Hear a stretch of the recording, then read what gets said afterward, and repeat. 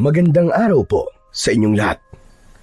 Sa araw po na ito ay mapapakinggan po natin ang kwento ng isang binatang sumubok na kumuha sa isang agimat.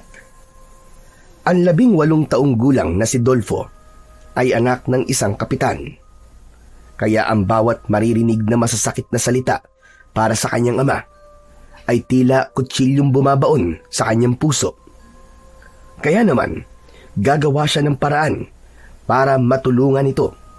Ngunit hindi sinasadyang matutuklasan niya ang lihim na matagal nang itinatago ng kanyang amang si Mang Lucas. Ano ang malaking pagsubok na kakaharapin ng kanyang ama? Magagawa kaya niyang pigilan ang pamiminsala ng mga aswang na bangkilan? Ano ang mahalagang papel na gagampanan ng kapreng si Barok? Sama-sama po nating pakinggan ang buhay at pakikipagsapalaran ng binatang matapang na may ngipin ng kapre. Ngunit bago po ang lahat, mga idol, huwag po ninyong kalimutang mag-subscribe at i-hit ang notification bell sa aking YouTube channel na The Voice Addict at Apong Isaak para sa mas marami pang makapigil hiningang kwentong aswang at katatakutan mula sa mundo ng kababalaghan. Umpisahan na po natin ang kwento. Lucas, pagsabihan mo yung anak mo, ha? Namumuro na sa akin yan. Kapag hindi ako nakapagtigpi sa ugali ng anak mo, makikita niyo mag-ama kung paano ako magalit.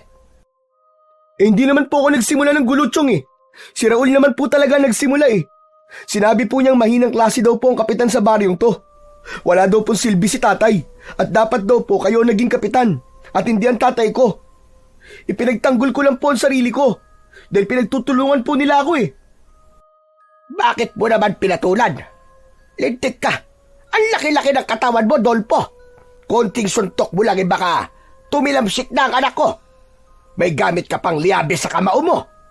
Bira, alak mo talagang patayin ang anak ko si Raul, ano? Aba, baka nakakalimutan mong magpinsang kayo. Hindi pwede sa akin ang katapangan mo dahil sinasabi ko sa'yo, huwag mong sagarin ang pasensya ko. Baka hindi kita matansya. Wala naman pong palaging mali sa inyo kundi ako eh. Kinakampihan niyo po ang anak niyo kahit mali nang ginagawa niya. Kaya siguro lumaki ang ulo niya dahil sa inyo eh. Bakit po ba palaging ako ang pinagagalitan niyo? Ni minsan, hindi ko po narinig na pinagsabihan niyo yung anak niyo eh. Natural na ikaw ang pagsabihan ko. Ikaw ang una sumuntok eh. Kaya ikaw ang pinapagalitan ko dahil ikaw ang panganay sa inyong dalawa. Ikaw ang mas matanda. Kaya dapat marunong kang magpasunod sa kanya ng maayos. Ikaw ang maging ehemplo. Kaya po ba palagi niyo na lang kinakampihan ng anak niyo? Ganun po ba, Chong? Kaya po ba kahit pagsalitaan ng anak niyo ng masakit ang tatay ko, ayos lang po sa inyo? At dapat pagpasensyaan ko pa rin ang pambabastos ng anak niyo sa tatay ko? Teka! Dolpo, tumigil ka na! Huwag ka na sasagot sa Chong Puroy mo! Makinig ka na lamang sa sinasabi niya. Tay, pati ba naman kayo? Maniniwalang kasalanan ko?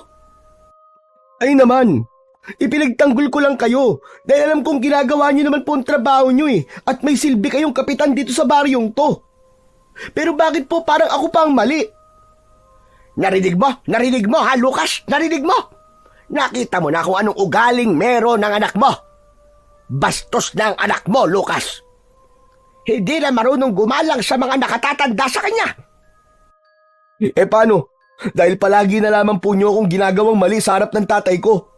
Parang sinasabi niyo pong ayos lang na pagsalitaan ni Raul si tatay ng kung ano-ano. Sa palagay niyo po, sino ang mas bastos sa amin ng anak niyo, Chong?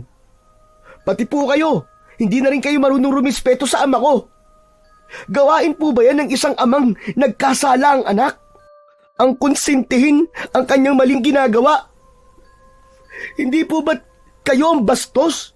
Susugod kayo rito para kampihan lang ang anak ninyong barumbado? Isang malakas na suntok ang dumapo sa muka ng may 18 taong gulang na si Dolfo. Nagmula yon sa kamao ng galit na galit niyang ama na si Mang Lucas. Nanginginig ang mga kamay nitong matalim ang tingin sa kanya. Kaya naman, hindi maitago sa boses ni Mang Puroy ang labis na tuwa nang makitang umagos ang dugo sa labi ng binata. Masaya itong nasaktan na naman siya ng kanyang ama, habang ang kanyang amang si Mang Lucas ay tila nabigla sa ginawa at hindi na nakapagsalita. Lumikot ang mga mata nito na hindi makatingin kay Dolfo. Ganyan nga. Ganyan ang tamang pagsisweto sa anak.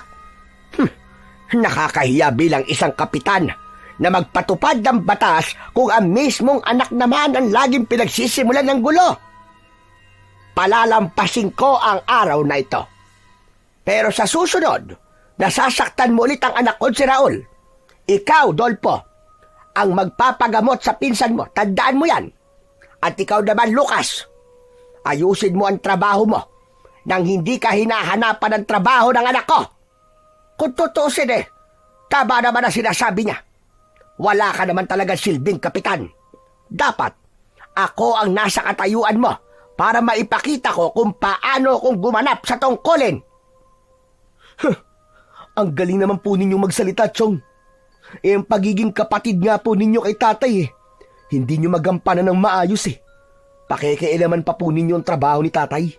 Baka naman, totoo pong naiinggit lang kayo kay tatay. Dahil siya ang nanalong kapitan. Dapat lang naman talaga. Dahil mabuting kapitan si tatay. Hindi niya itatama ang baluktot na katwiran. Hindi katulad ninyong... Katulad ninyong ano? Sige, sabihin mo, Dolpo, sabihin mo. Gusto mo bang ako na ang bumasag sa mukha mo, ha, Dolpo? Ginagawa po yan. Hindi sinasabi. Hindi po ako natatakot sa inyo, Chong Puroy. Akma na sanang susuntukin ni Mang Puroy si Dolpo nang biglang humarang si Mang Lucas at matapang itong nagsalita habang kaharap ang kapatid. Tama na yan, kuya, tama na! Ako na lang ang magpaparusa sa anak ko. Sapat na ang isang suntok na ginawa ko kanina para malaman niyang nagkamali siya. Ako na ang bahalang humingi ng dispensa sa mga nangyari kay Raul. At pinapangako ko, kuya, na hindi na mauulit. Tay, hindi ako may kasalanan dito. Kaya huwag po kayong humingi ng pasensya sa kanila, tay. Tumigil ka! Mamaya tayo mag-uusap, Dolpo. O sige, ipapaubaya ko sa iyo ang anak mo, Lucas. Pero sa susunod, na malaman ko pang binugbog ni Dolpo si Raul, abay pasensahan talaga tayo. Kalilimutan kong magkapatid tayo. Pati ikaw, masasaktan ka sa akin, tandaan mo yan. Iniwanan muna ng masamang tingin ni Mang Puroy ang nakatayong si Dolpo bago ito tuluyang umalis sa loob ng kanilang bahay. Nahabol na lamang yun ang tingin ni Mang Lucas bago papuntong hininga na humarap sa kanya. Bakas ang galit sa namumula nitong pisngi, ngunit hindi siya nagsisisi dahil ipinagtatanggol lamang niya kung ano ang tama. Nakita mo na ang resulta ng katapangan mo, ha, Dolpo? Kaya umiwas ka na lang. Huwag kang palaging sumasali sa gulo. Ilang beses ko ba sinasabi sa iyo yun? Kitang-kita ko po talaga, tay. Kitang-kita ko kung paano kayong naging duwag sa harap ng kapatid nyo. Hindi na nakapagtimpi ng galit si Mang Lucas at muling dumapo sa muka ni Dolfo ang malakas na suntok ng kanyang ama. Bagsak siya sa sahig at naluluwang napatingin sa muka ni Mang Lucas. Dinuro siya nito at kitang-kita niya ang panginginig ng mga daliri nito. Wala ka ng galang sa akin! Bastos ka! Tay, hanggang kailan niyo pa ako sasaktan? Hanggang kailan kayo magiging duwag na ipaglaban ang sarili niyo? Kung kaya niyo pong tiisin ang panlalait nila sa inyo, ako, hindi ko po yun matatanggap. Hindi sa lahat ng oras ay paiiralin mo ang tapang mo, Dolpo. Pinagsisisihan kong ibinigay ko sa iyo ang liyabi na yan. Kung alam ko lang nagagamitin mo yan sa katarantaduan, hindi ko na sana ibinigay sa iyo yan. Kahit kailan talaga. Wala ka nang ginawang tama. Di kunin niyo po. Bawiin niyo ng liyabing binigay niyo sa akin. Kung katarantaduhan lamang po pala sa inyo ang ginagawa kong pagmamalasakit sa inyo. Sana, hindi na lang kayo naging tatay ko. Alam ni Dolpo na sumobra ang salitang nabitiwan niya para sa kanyang ama. Ngunit ang mga salitang yon ay matagal niya nang gustong sabihin kay Mang Lucas upang magising ito sa katotohanan at hindi maging duwag sa harap ng kapatid nito. Sakal na siya sa pang-aalipusta ng mga tao sa kakayahan ng kanyang ama. Bilang isang kapitan ng baryo ng Magus, hindi dapat binabaliwala ng mga tao ang kanyang ama. Pero dahil mahal niya ito, masakit din para sa kanya ang mga salitang binibitiwan ng mga tao para rito. Lalo na kung nanggaling mismo yon sa kapatid nito. Kahit na kailan, ay hindi ko pinagsisiyang naging anak kita. Hindi ko alam na kaya mong ipagpalit ang amang katulad ko sa walang kwentang pride mo. Ano man sa'yo, kung mahina ako o duwag ako, ang mahalaga, maraming buhay ang naisasalba ko at kabilang ka ron. Ikaw lamang ang inaalala ko, anak, dahil ayoko mapahama ka. Anak kita eh. Pero kung masama sa'yo ang ginagawa ko, pwede ka namang umalis sa pamamahay ko. Bukas ang pinto! Parang may libo-libong kutsilyo ang sumaksak bigla sa dibdib ni Dolfo nang marinig ang sinabing yun ni Mang Lucas. Nangangahulugan yun ng pagpapalayas nito sa kanilang bahay. Kaya naman, wala na siyang nagawa kundi ang umalis sa harapan nito at pumunta sa kagubatan, sa lugar kung saan madalas niyang pagtambayan kapag masama ang kanyang loob. Ni konting salita ay wala na siyang binitiwan para sa kanyang ama dahil ayaw niya nang dagdagan pa ang sakit ng salitang binitiwan niya para rito. Alam niyang nasaktan niya si Man Lucas at kasalanan yun ng mag-amang Raul at Mang Puroy. Tumambay si Dolpo sa ilalim ng puno at doon niya balak magpalipas ng gabi. Pagkalipas ng ilang oras ay napansin ni Dolpo na madilim na ang paligid. Akma na sanang tatayo siya nang mahagip ng kanyang paningin ang isang grupo ng tanod na may dala ng mga sulo. Alam niyang yun ang oras ng pagroronda ng mga tanod ng kanyang ama. Ngunit parang bigla siyang nagtaka kung bakit sa gubat na yon unang nagpunta ang mga ito. Kaya naman, dala ng kanyang kuryosidad, sinundan niya ang mga ito habang nakatanaw sa kanyang ama na namumuno sa paglalakad. Nagpalipat-lipat siya sa mga punong nadadaanan niya.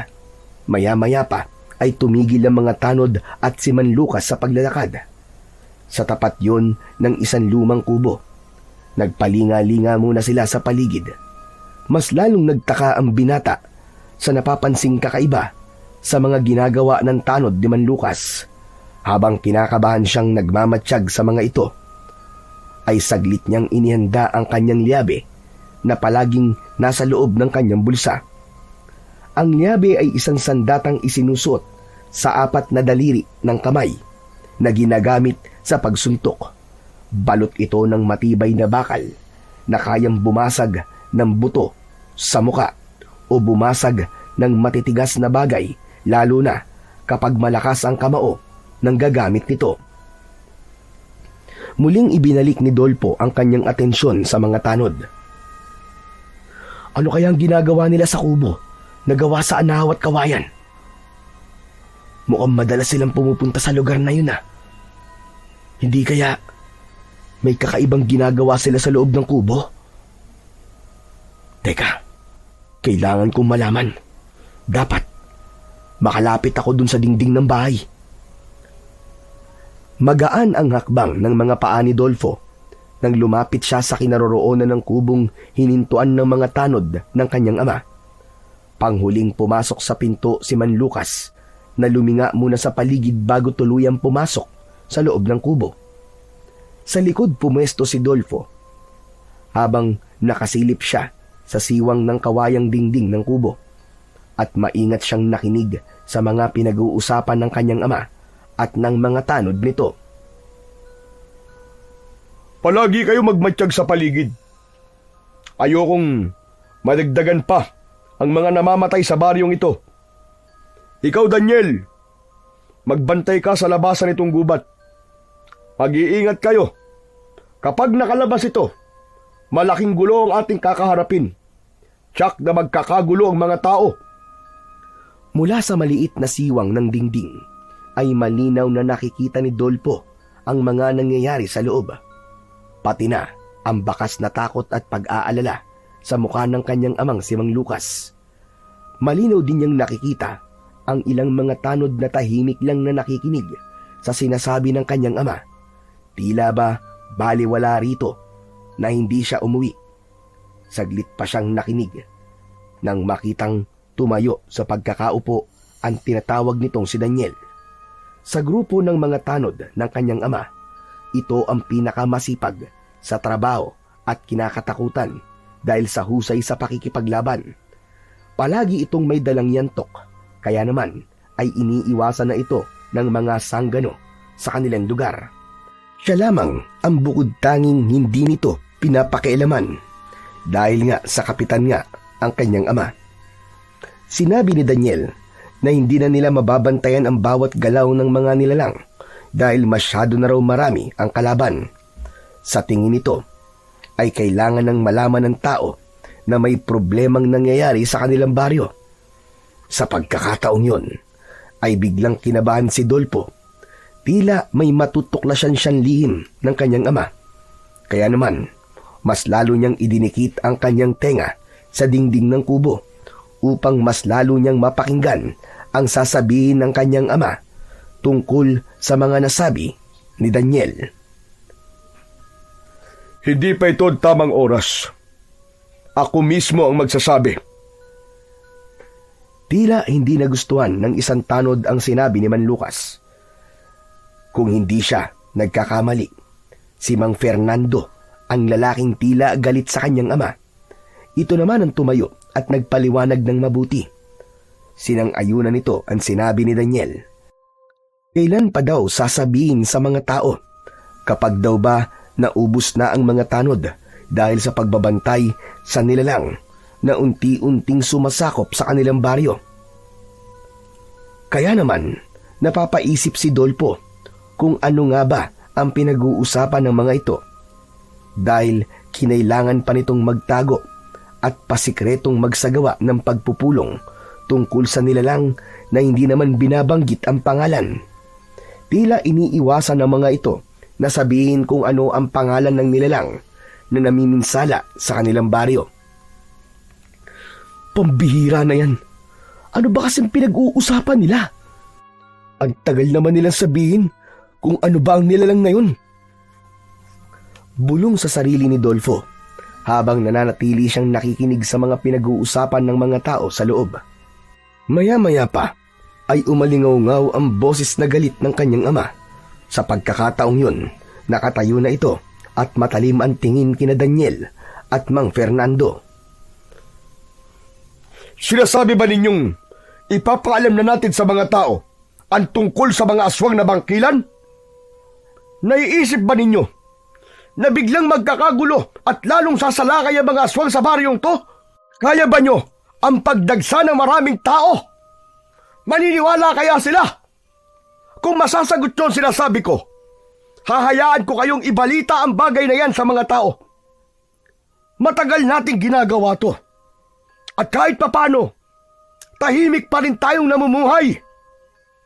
Nanlaki ang mga mata ni Dolpo sa kanyang mga narinig mula sa boses ng kanyang ama. Kaya naman, hindi siya makapaniwalang may malalang problema palang kinakaharap si Mang Lucas. Dati niya nang naririnig ang tungkol sa aswang na bangkilan. Ngunit hindi naman niya alam na totoo silang mga aswang na maaaring magdulot ng kaguluhan sa kanilang lugar. Pagkatapos mapakinggan ni Dolpo ang usapan ng mga ito, ay tahimik siyang naglakad at umalis sa lugar na yun habang hindi mawala sa puso ang kanyang pag-aalala para sa kanyang ama. Huwag po kayo mag-alala, Tay.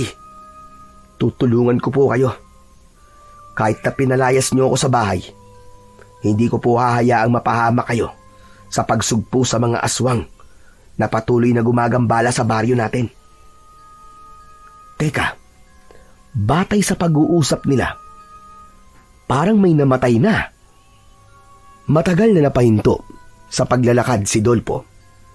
Hindi niya maipaliwanag ang pag-aalalang nararamdaman niya. Pakiramdam niya ay meron ng namatay dahil sa aswang. Kitang-kita niya ang galit sa mga mata ng dalawang tanod kanina, kaya malakas ang kutob niyang marami na ang napapahamak. Saglit na nagpahinga si Dolpo sa ilalim ng puno. Dito niya balak magpalipas ng gabi. Pagkalipas ng ilang minuto, ay napabalikwas ng bangon si Dolpo dahil sa malakas na pagsigaw ng boses ng isang lalaki. Bumangon si Dolpo mula sa pagkakahiga niya sa ugat ng puno.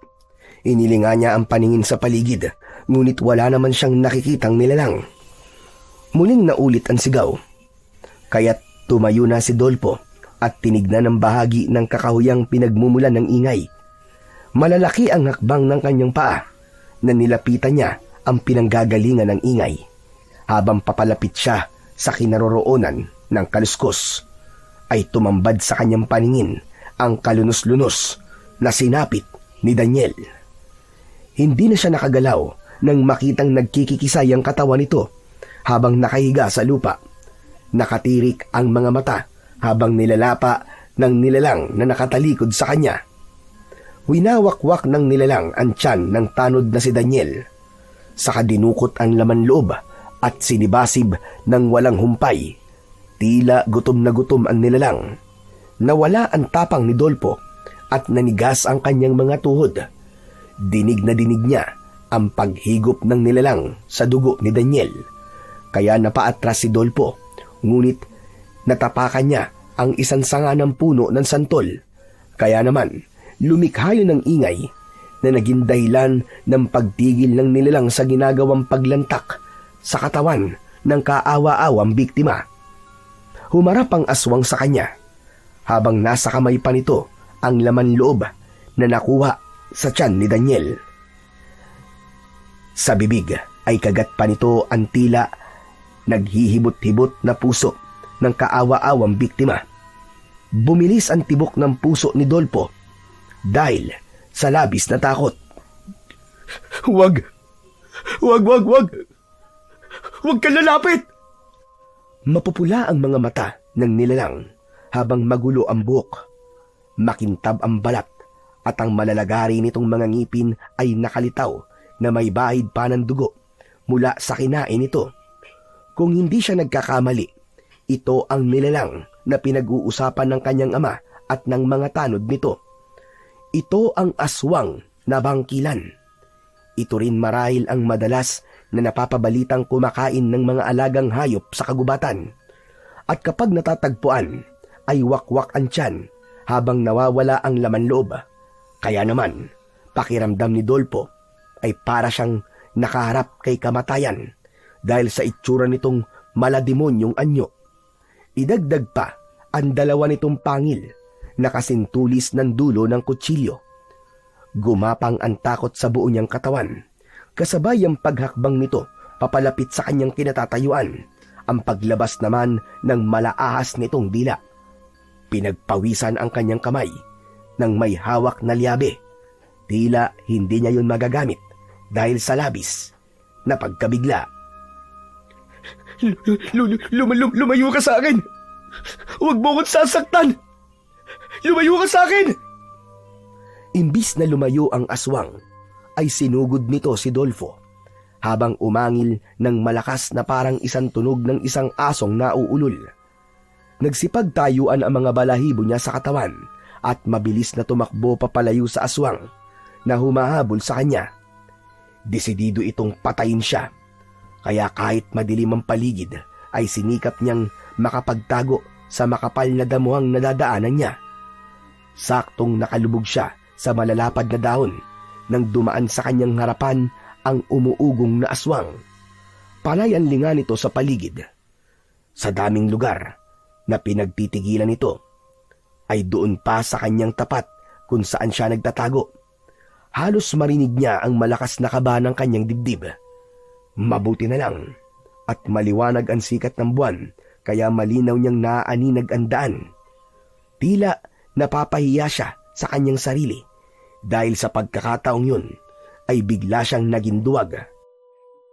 Matagal na namalagi ang aswang na bangkilan sa tapat niya bago tuluyang umalis at tumakbong nakabaluktot papalayo sa kinaroroonan niya. Tiniyak na muna niyang nakaalis na ito bago siya lumabas sa kanyang pinagtataguan.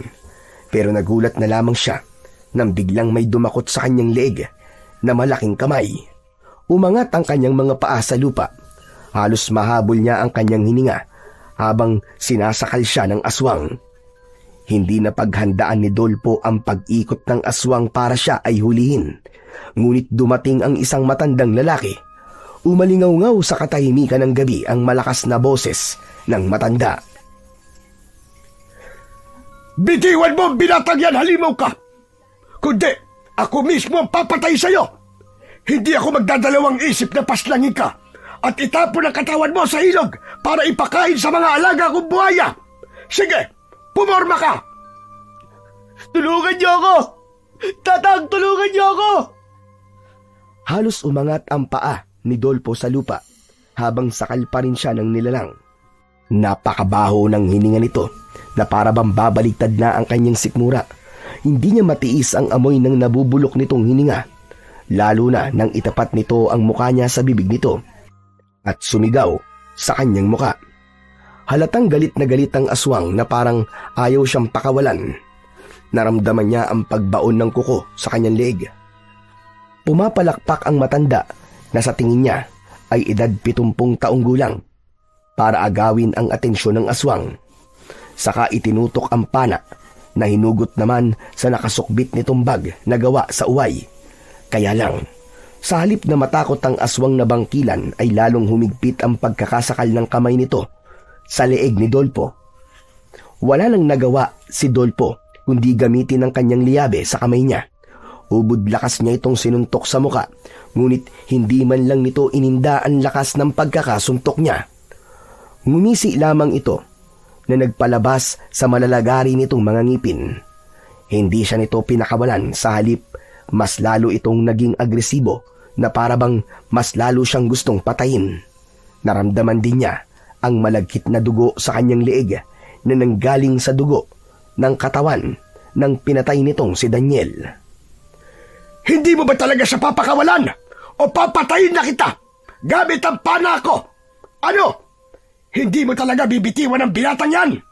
Bibilang ako ng 3. 1, 2. Saka lang naramdaman ni Dolpo ang unti-unting pagluwag ng kamay nito sa kanyang leeg. Nakatingin siya sa matanda na may mahabang puting buhok, maging ang malapad na pabilog nitong kwintas na nakasabit sa leeg nito ay parang isa tong mandirigma sa kanyang paningin. Lumiwanag ang kwintas nang tamaan nito ng liwanag ng sikat ng buwan. Tila may nakita ang aswang na bangkilan at nagpabaluktot ito na parang pinoprotektahan ang dibdib, kahit wala naman siyang nakikitang kwintas o sugat doon. Bakas sa mukha ng aswang ang sakit at pag-aalala habang nararamdaman ang presensya ng matanda. Hindi ito sumugod sa kinaroroonan ng matanda dahil sa pagbitiw nito ng pana ay tumusok na yun sa balikat ng aswang. Nabitiwan ng aswang ang leeg ni Dolfo, kaya naman bigla itong kumaripas ng takbo at nadala pa ang palaso habang nakabaon sa balikat ng aswang. Kasunod din ng pagbagsak sa lupa ni Dolfo habang habol ang sariling hininga. Ipinakita ng matanda kung paano nitong hinipan ang dulo ng pana para sabihing hindi ito magmimintis sa pag-atake. Iyo, ayos ka lang ba? Kaya mo ba tumayo? Halika at sumama ka sa akin. Salamat po sa pagliligtas niyo po sa buhay ko. Sino po ba kayo, Tatang? Hindi mo ako kilala sa kabila ng kasikatan ko sa baryong ito. Abay, pambihira ka. Ako si Lolo Gordon, isang antingero, manunugis ng aswang. Pero dati yun. Ngayon naman ay dakilang tagapagbantay na lamang ng gubat. nagtitinda ng mga anting-anting o agimat. Yun nga lang, ang pinagkakakitaan ko ngayon. Halika, kailangan nating magmadali. Alam kong magtatawag ng kasama ang halimaw na yon para bumalik at muling umatake sa atin. Teka, hindi niyo po ba tatanungin kung ano pong pangalan ko? Ako po si Dolpo. Tatay ko po si Kapitan Lucas. Alam ko rin ang lahat tungkol sa kanya. Pati na ang lihim sa pagtatago niya sa totoong nangyayari sa baryo nyo. Halika na, sumama ka na sa akin. Tignan mo kung ano ang ginawa ng iyong ama sa katawan ng napatay niyang mga aswang na bangkilan. Ano man ang matutuklasan mo, sana hindi magbago ang paghangang nararamdaman mo sa iyong ama. Halika na. Teka, ano po bang ibig niyong sabihin, Lolo Gordon? Basta't sumama ka sa akin. Gusto kong makita mo ang buong katotohanan. Tutol ako sa ginawa ng tatay mo dahil ang mapapahamak lamang sa ginagawa niya ay ang mga taong nasasakupan niya. Papangit ang tingin ng mga tao sa kanya. Kaya naman, habang maaga pa, ay pigilan natin siya. Kahit masakit ang katawan ni Dolpo, ay sumama siya sa matanda. Ilang minuto ang kanilang ginugol sa paglalakad para balikan ang kinaroroonan ng katawan ni Daniel. Nagtago sila sa makapal na halaman na malapit sa katawan ni Daniel. Hindi nagtagal ay nakita ni Dolpo at Lolo Gordon ang pagdating ng pangkat ng kanyang ama kasama ang mga tanod nito. Malungkot ang mga itong nakatingin sa walang buhay na si Daniel. Si Mang Fernando naman, na hindi nakapagpigil sa nangyayari, ay muntik masuntok si Man Lucas. Sinisisi nito ang kanyang ama sa pagkamatay ng kaibigan nito. Lalabas sana sa pinagtataguan si Dolpo, subalit naramdaman niya ang kamay ni Lolo Gordon para siya ay pigilan. Nang sulyapan niya ito, ay umiling ito ng sunod-sunod, habang nakasilip pa rin ito sa siwang ng halaman. Kung lalabas ka, malalaman ng tatay mo na nakikita mo ang kanilang ginagawa. Hintayin nating malaman kung saan nila dinadala ang bangkay ng tanod niya. Mali ang ginagawa ni Lucas, Dolfo. Dahil kapag nalaman ito ng mga tao, walang ibang maiipit sa mga nangyayari kundi siya. Sinisira niya ang kanyang pagkatao at mawawala ang tiwala sa kanya ng mga nasasakupan niya. Sigurado yun. Sigurado po akong may malalim po na dahilan kung bakit po ginagawa ni tatay ito. Matagal na po ba niyong alam ang ginagawa po ng ama ko? Oo naman. At dahil sa ginagawa niya, patuloy lamang na lumalaki ang gulo. Nagiging malaya ang mga aswang sa kanilang pamiminsala. Hanggang sa tuluyang makakapagparami ang mga ito ng alagad sa pamamagitan ng pagsasali ng perlas ng pagkaaswang. May magagawa po ba ako para matulungan po si tatay at mapigilan siya sa kanyang mga ginagawa? Oo, subalit kahit nagtitinda ko ng mga agimat, ang agibat na ibibigay ko sa iyo ay ikaw mismo ang kukuha. Malaki ang maitutulong ng kapangyarihan ng agimat para matalo ang pinuno ng mga aswang na bangkilan na lalaki. Ano po? Bangkilan na lalaki? Oo, tama. Bangkilan na lalaki ang tawag sa aswang pumapatay sa mga tao. Karaniwang bangkilan ay mga babae. Magagandang muka. Ngunit sa pagkakataong ito, lalaking may kakayahan lamang na magpalit ng anyo sa gabi ang nilalang na kalaban natin. Sila ay may kakayahan ding maglipat ng pagiging aswang sa pamamagitan ng kanilang mutya. Mga pangkaraniwang aswang lamang sila. Ngunit sobrang mapanganib. Magsasalita pa sana si Dolpo para tanungin si Lolo Gordon, ngunit napansin na nilang binuhat ng mga tanod ang katawan ni Daniel. Kaya naman, sumunod sila rito para malaman nila kung saan dadalhin ang katawan ni Daniel. Pagkalipas ng ilang minuto, ay tumigil ang mga ito sa pintuan ng kuweba na may masukal na labas. Malumot ang bato at maraming nakalaylay na damong ligaw. Si Mang Lucas pa ang naghawi ng mga damo bago tuluyang pumasok sa loob.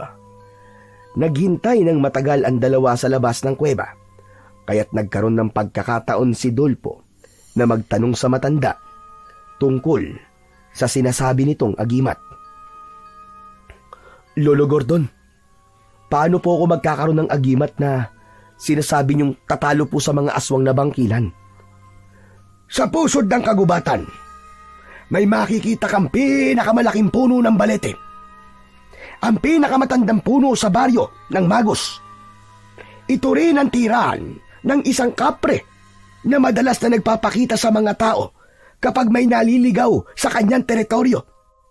Lalong-lalo na sa mga mangangasong gumagambala sa katahimikan ng mga hayop na namumuhay sa gubat. Sila ang mga nilalang na nagbabantay sa kalikasan sa ilalim ng utos ng mga diwatang may dugong maharlikha. Pambihira naman kayo, Lolo Gordon eh. Muntik na po ako maniwala sa inyo tungkol sa agimat eh. Mabuti na lang at binanggit nyo ang kapre at diwata. Nalaman ko tuloy na pinaglolo ko nyo lamang pala ako. Pasensya na po, pero seryoso po ako sa tanong ko, Lolo. Aba, hindi ka ba naniniwalang may kapre sa baryong to? Pambihira itong batang ire. Kahit bata nga alaman tungkol sa kapre. Saka mo na kusgan kapag nakita mo na ang sinasabi kong pinakamatandang puno sa baryo natin. Bihira kang lalaki ka, oo. Ikaw na nga ang tinutulungan. Ang dami mo pang sinasabi. Sige na po, hindi ko na po kayo kukontrain. Ano bang klaseng agimat po ang matatagpuan po dun sa puno ng balete? At bakit po may kapre pa? Siyempre, dahil ang kapre mismo ang kailangan mong labanan para makuha mo ang ngipin niya. Kaya naman, kakailanganin mong labanan ng kapre. Kailangan ng buong tapang bago humarap sa nilalang na yun. Lolo, kung totoo pong kapre ang kailangan kong labanan para sa ngipin, aba, hindi po ba't sila mga nilalang na may malalaking katawan? Tapos po yung braso parang mga nagbubuhat. Baka po ikamatay ko yun. Problema mo na kung paano ka makakakuha ng kanyang ngipin o kung paano mo siya malalabanan at maiisahan nang hindi ka masasaktan. Tandaan mo, Dolpo, may paniniwala ang matatanda na ang mga kapre ay kumakain ng tao. Kaya mag-iingat ka.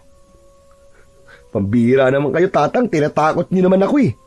Hoy! Hindi kita tinatakot. Inasabi ko lamang sa'yo na mapanganib ang pagkuha sa agimat na yun. Kaya naman, pag-isipan mo munang mabuti. Pasensya na, Lolo Gordon. Pero hindi ko po alam kung totoo sinasabi niyo eh. Hindi ko po magagawang labanan po ang kapre. Gawin mo para kay Lucas. Para po kay tatay. Kailangan ko pong gumawa ng paraan kung paano siyang matutulungan. Sige, gagawin ko na po. Lalabanan ko po ang kapre para makuha ko ang kanyang ngipin. Kahit ba nagsisinungaling siya at nakita mo ang kanyang ginagawa? Ang totoo po, masama po ang loob ko dahil sa mga nalaman ko. Lalo pat pinalayas ako ni tatay sa bahay nang dahil lamang sa kapatid niya. Kung ako ang tatanungin, siguro ay may dahilan si Lucas kung bakit niya yung ginawa sa'yo. At kung hindi ka naman naglayas, hindi mo sana matutuklasan ng lihim niyang ito, hindi ba? Ang kailangan ng tatay mo, tulong at isang taong magsasabi sa kanya na kailangan ng malaman ng mga tao ang tungkol sa mga aswang. Ano ba ang ikinakatakot niya? At ano rin ba ang ikinakatakot mo, Dolpo? Ang labanan ng kapre? O hayaang mapahamak ang tatay mo? Hindi nakapagsalita si Dolpo dahil binalot na ng pag-aalala ang kanyang dibdib. Maya-maya pa ay narinig niya ang ingay ng mga tanod sa paglabas ng mga ito sa kuweba. Kasunod ang isang babaeng umiiyak na sa tingin niya ay sinundo ng dalawang tanod. Yun ang katotohanang nasaksihan nilang dalawa ni Lolo Gordon, ang makitang naghihinagpis ang pamilyang nauulila ng dahil sa aswang na bangkilan. Diyan sa kuwebang yan, inililibing ang mga nabibiktima ng aswang na bangkilan. Kung hindi ko kilala si Lucas, Marahil iisipin kong pinoprotektahan niya ang mga aswang. Ginagawa ito ng iyong ama para sa ikabubuti ng mga taong nasasakupan niya. Ngunit para sa akin, para itong pagtataksil. Tila may tinik na bumara sa lalamunan ni Dolfo nang marinig niya ang sinabi ni Lolo Gordon. Gustuin man niyang isipin na marahil ay malinis ang hangarin ng kanyang ama. Ngunit sa makakakita namang katulad nila ay iba ang iisipin nilang dahilan tungkol sa ginagawa nito. Maya-maya pa ay umalingaw-ngaw na ang hagulgol ng iyak ng isang babaeng nawalan ng asawa. Si Aling Susan ang babae, asawa ni Daniel, at may naulila itong sanggol na halos 5 buwang gulang pa lamang. Naipon ang galit sa dibdib ni Dolpo, kaya bigla niyang kinausap si Lolo Gordon. Lolo Gordon, saan ko po matatagpuan ang pusod ng gubat at ang kinaroroonan ng matandang punong kahoy? Kung ganon, gagawin mo na ang sinasabi ko. Naniniwala ka na bang totoong may kapre, iyo? Kailangan ko pong maniwala at gumawa ng paraan kung paano mapipigilan ang namiminsalang mga aswang. Pagkatapos ng nangyari sa akin kanina, tama lang po na may gawin akong hakbang para kay tatay. Malakas ang paniniwala kong magtatagumpay ka, Dolpo. Kaya't sasamahan kita. Ituturo ko sa iyo ang kinaroroonan ng kapre. Subalit, kailangan mong maging maingat sa paglapit sa nilalang na yon. Mapanganib ang mga nilalang na may angking kakayahan na hindi katulad sa isang pangkaraniwang tao. Yan ang pakatatandaan mo. Ngayon na po tayo pumunta ron, Lolo Gordon. Nakahanda na po akong lumaban at ibuwis ang buhay ko. Makuha lamang po ang ngipin ng kapre. Gusto kong malaman kung totoo po ang sinasabi niyong agimat. Magtitiwala po ako sa inyo. Kung ganon, sumama ka sa akin. Maglalakad tayo ng 2 oras papunta sa loob ng gubat na sinasabi ko. Tamang-tama. Maliwanag at bilog ang buwan. Madali nating mahanap ang kinaroroonan ng puno ng balete. Maingat na umalis sa pinagtataguan sina Lolo Gordon at Dolfo. Tinahak nila ang daan papunta sa pusod ng kagubatan. Ang pusod ng kagubatan ay kadalasang matatagpuan sa lugar na halos punong-puno ng mga nagtataasang punong kahoy at napapagitnaan ng 2 ilog. Ilang mga palatandaan ito ay ang direktang nasisikatan ng liwanag ng buwan o kahit ng sikat ng araw.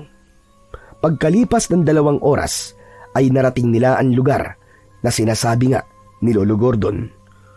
Bakas sa puno ang pagiging matandang kahoy nito. Subalit hindi sila lumapit. Pinag-aralan nila ang paligid at nagtago sa makapal na halaman. Mula sa kanilang pinagkukublian ay natanaw ni Dolpo ang nagbabagang apoy sa itaas ng puno ng balete. Lolo Gordon, ang nagbabagang apoy po sa taas ng puno. Iyon po ba yung sinasabi niyong kapre?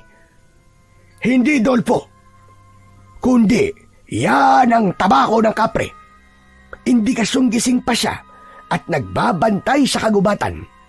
Kaya konting pagkakamali lang natin ay hahabulin niya tayo at dudurugin sa pamamagitan ng kanyang malalaking paa. Kaya maghintay na muna tayo rito at mag-isip ng tamang pagkakataon para umatake. Ihanda mo ang liabi mo. Magagamit mo yan laban sa kanya. Pinagmasdang mabuti ni Dolfo ang kapre sa itaas ng puno, pati na ang makapal na usok na lumalabas sa bibig nito. Biglang gumalaw ang malaking anino at sa tulong ng liwanag ng buwan, nakita ni Dolfo ang itsura ng nilalang. Matangkad, maitim, ang balat na animoy inukit mula sa usok ng siga. At may mga mata na naglalagablab na parabang bolang apoy. Ang katawan ay kasinlaki ng kalabaw o mas malaki pa. Ngunit may kilos na mabagal at maingat. Tila ayaw gambalain ang mga nilalang sa kanyang paligid. Sa bibig ng kapre ay nakasupalpal ang malaking tabako, habang ang sindi ng sigarilyo ay umuusok ng mahinahon. Bumundol ang kaba sa dibdib ni Dolpo habang pinagmamasdan niya ang itsura ng kapre. Anak ng 7 kagaw, Lolo Gordon. Hindi ako makapaniwala. Totoo pala ang kapre. Saka baka mamaya dito na ako mamatay. Kaya nga sinasabi kong ang agimat na ngipin ng kapre ay para lamang sa lalaking may matitibay na loob. Handang mamatay para sa agimat. Kailangan mong maging matapang. Huwag kang magpapakita ng takot sa kanya, Dolpo. Magpakatatag ka. Pero kakayanin ko ba talagang makuha ang ngipin niya? Diyos ko, parang kasya-kasya naman ako sa bibig ng kapre na yan eh. Isang lunok lang sa akin yan eh. Magsasalita pa sana si Dolpo nang biglang umalingaw-ngaw ang malakas na boses ng kapre sa katahimikan ng gabi. Nagpalinga-linga ito sa paligid at bumaba sa kinauupuan sanga. Humapay ang puno at may ilang mga daon ang nahulog sa lupa. Sino yan? Magpakita ka. Alam kong may taong nakamasid sa akin. Magkakasunod na paglunok ng laway ang ginawa ni Dolfo habang nakatingin siya sa nagsisisigaw na kapre. Nanginginig ang kanyang kamay habang hindi inaalis ang paningin sa muka ng nakakatakot na nilalang. Anak ng... Paano na? Naririnig niya tayo, Lolo Gordon. Kaya tumahimik ka. Diyos ko, dapat pala, hindi na kita sinamahan dito. Pabulong na saad ni Lolo Gordon kay Dolpo habang hindi na rin ito mapakali sa pinagtataguang halaman. Maya-maya pa ay biglang tumahimik ang kapre at nakatanaw sa malayo. Ilang saglit pa silang naghintay sa lugar na yon habang nagtatago pa rin sa makapal na halaman. Pagkaraan ng ilang minuto ay nagulat sina Lolo Gordon at Dolfo nang biglang umatake ang aswang na bangkilan sa kinatatayuan ng kapre. Dala marahil ng labis na gutom kaya diretso itong umatake sa kapre. Ngunit naging maagap naman ang kapre sa pag-iwas sa pagsugod ng aswang. Pagkakataon mo na, Dolpo! Gawin mo na ang plano para makuha ang ngipin! Pero may kalaban po siyang aswang na bangkilan eh. Magsasalita pa sana si Dolpo nang makita niyang nabihag kagad ng kapre ang aswang na bangkilan. Itinapon nito ang tabako at doon papapunta sa kanilang pinagtataguan. Umalingaw-ngaw ang malakas na sigaw ng kapre habang hawak sa bewang at ulo ang aswang na bangkilan. Nagpupumiglas ang aswang sa pagkakahawak ng kapre. Ako, Barok! Walang sino man makakatalo akin! Kaya alam ko, may nakamasid sa ginagawa ko. Pagmasdan nyo ang gagawin ko sa aswang, hindi ako makakapayag na may manggugulo sa teritoryo ko! Ako, Barok! Ubod lakas na pinutol ng kapre ang katawan ng aswang na bangkilan. Nanlalaki ang mga mata ni Dolpo nang tumingala ang kapre at buong-buo na nilunok ang katawan ng aswang.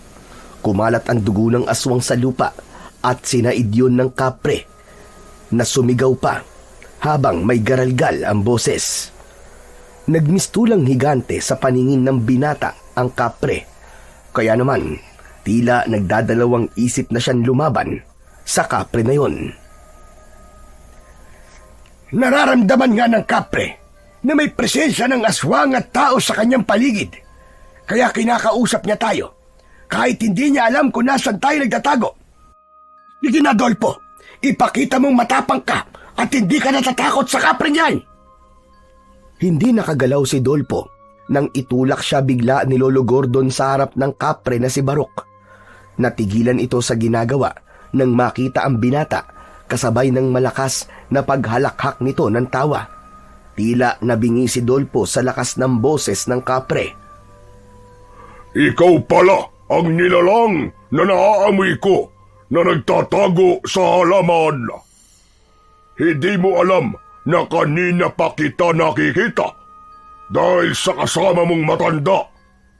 Nagtatago kayo pero ang kanyang danit nakikita ko. Ha ha ha ha, mga tanga! Tumigil ka! Hindi ako nakikipagbiruan sa'yo. Ang ngipin mo lang ang kailangan ko, kapre. Kaya ibigay mo na sa akin. Anong sabi mo? Ngipin ko kailangan mo? Ha? Nagpapatawa ka ba, binata? Ano na lamang ang gagamitin ko na pamputol sa tabako ko? Kalokohan! Parang gusto kong tumikim ng katawan ng tao ngayon. Hindi ako natatakot sa'yo.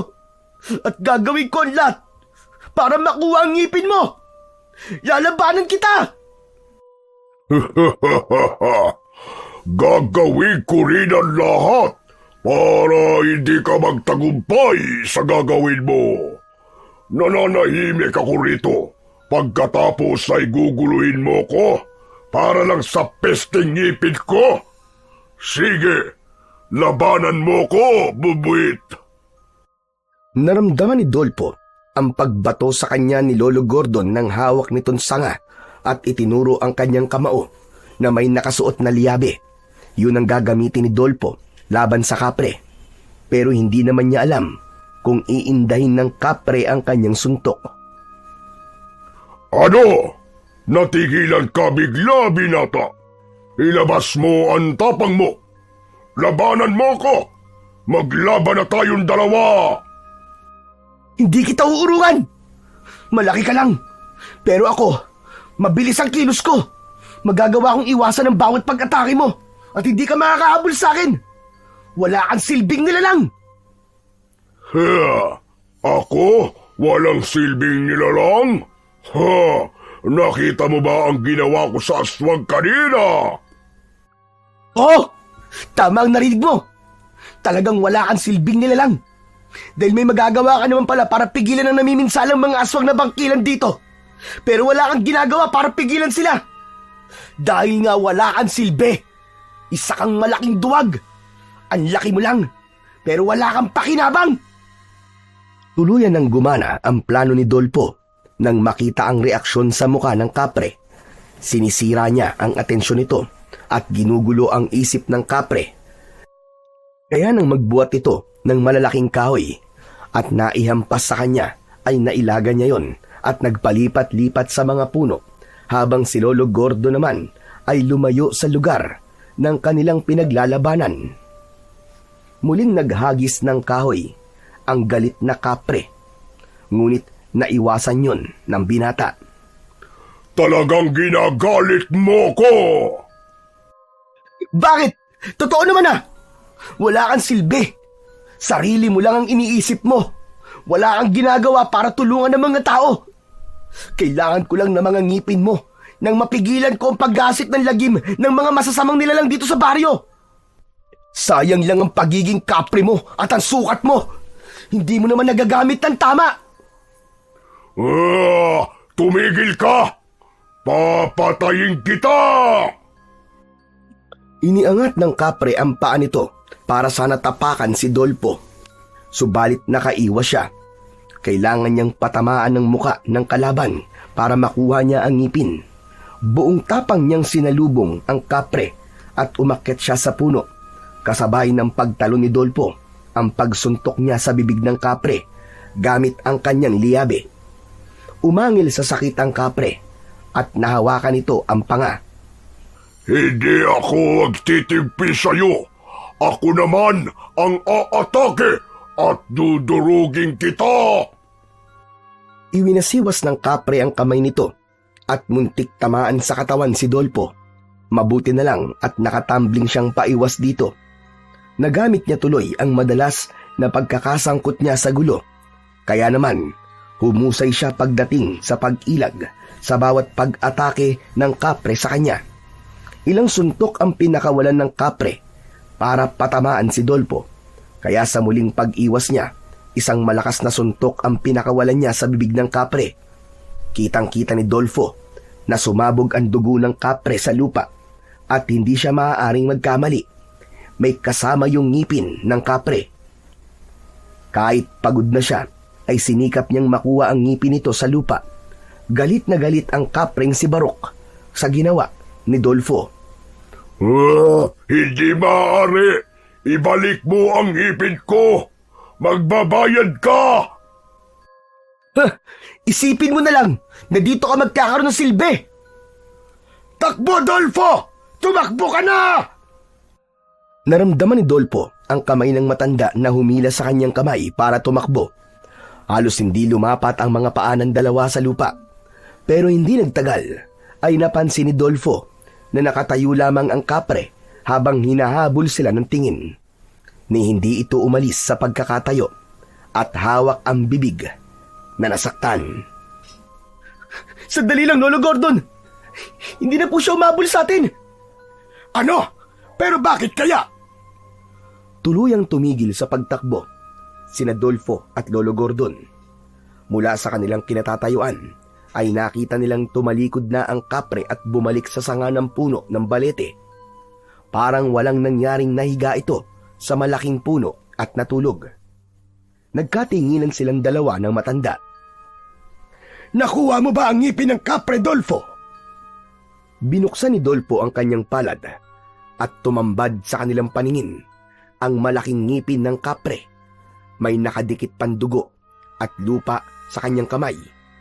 Bumakas ang tuwa sa mga mata ni Lolo Gordon. Magaling! Nagtagumpay ka, Dolfo!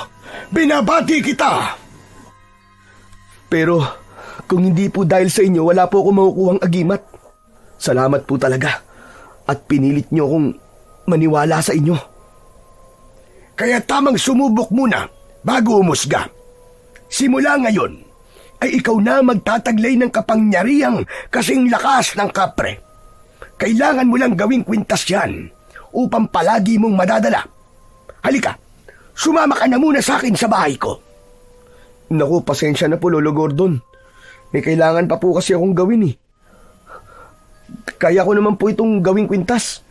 Ihatid ko na lamang po kayo sa bahay nyo. Nako, wag na, Adolfo. Sige na, gawin mo na muna ang naiisip mong gagawin. Alam kong mahalaga yan.